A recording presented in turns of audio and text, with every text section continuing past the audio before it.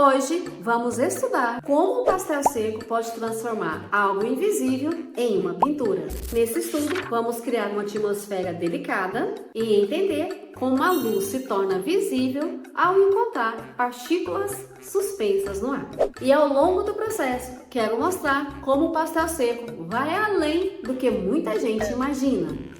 Aqui eu vou te mostrar como o pastel seco pode criar uma atmosfera muito delicada e talvez quebrar algumas ideias que muita gente tem sobre a técnica.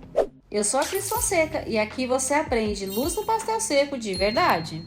Existe uma ideia de que o pastel seco é apenas esfumar, é apenas suavidade. Eu também esfumo, mas esfumar não é o objetivo. O objetivo é controlar quanto da textura do papel permanece na pintura. E no pastel seco, menos esfuminho significa mais vida, mais textura.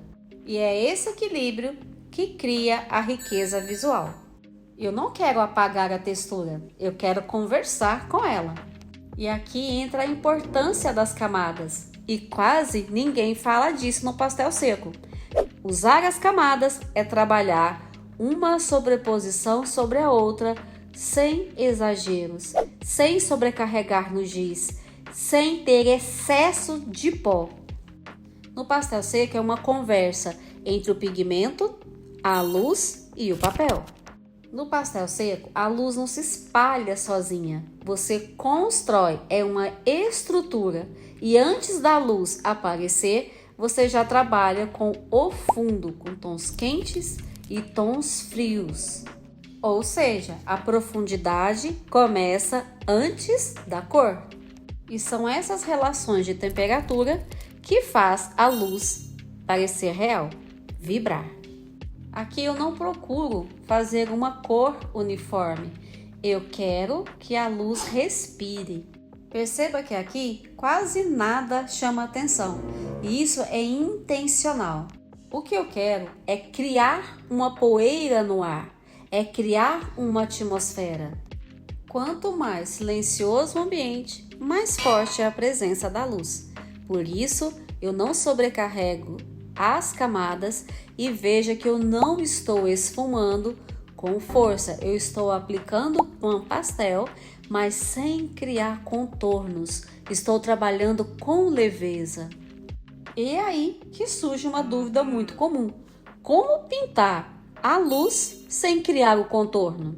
Ou sem deixar uma faixa branca?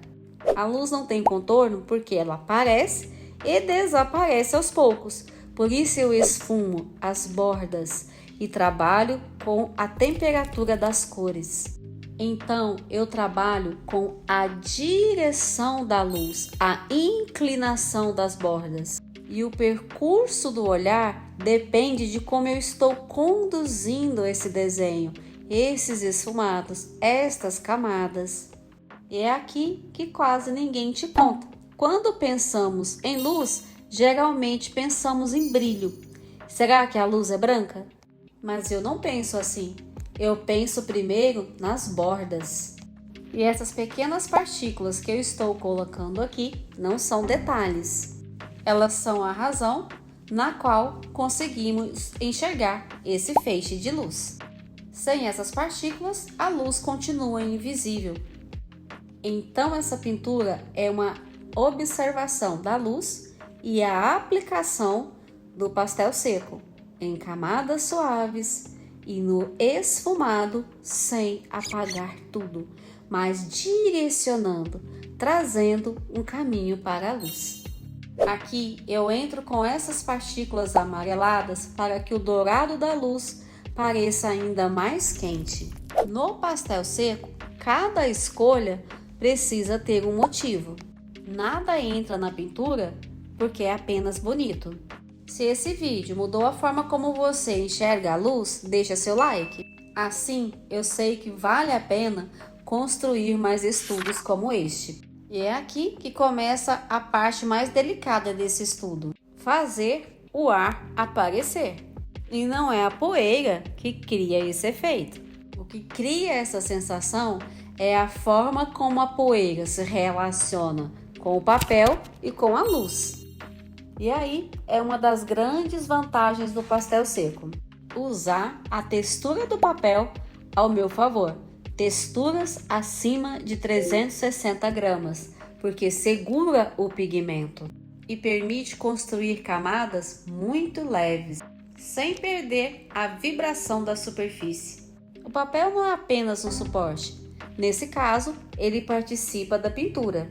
Aqui eu entro com o lápis para controlar a direção da luz. Mas perceba que eu não estou desenhando um risco. Se eu seguir com uma linha contínua, eu deixo de sugerir um feixe de luz e passo a desenhar um objeto. Por isso eu uso o esfuminho para suavizar, não tirar toda a textura. E aqui eu não ensino a desenhar o objeto, mas sim a luz sobre ele. Aqui não cabe contorno, cabe direção. E as partículas suspensas também precisam variar de formato, tamanho, cores, direção e distâncias. Algumas capturam mais luz, aparecem mais.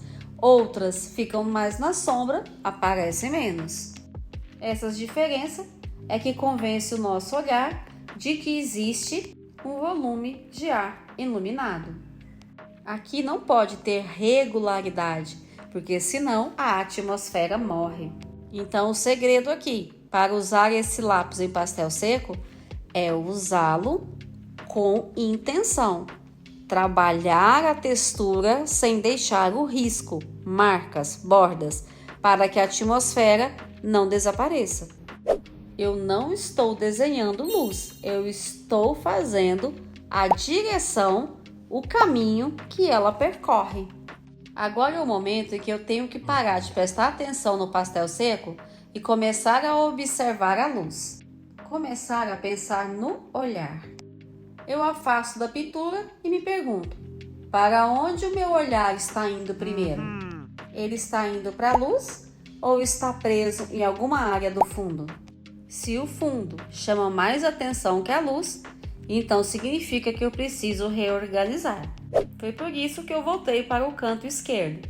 Não porque ele estivesse errado, mas porque eu precisava dar mais profundidade ao ambiente. Esfriei algumas áreas, esquentei outras e escureci alguns tons médios.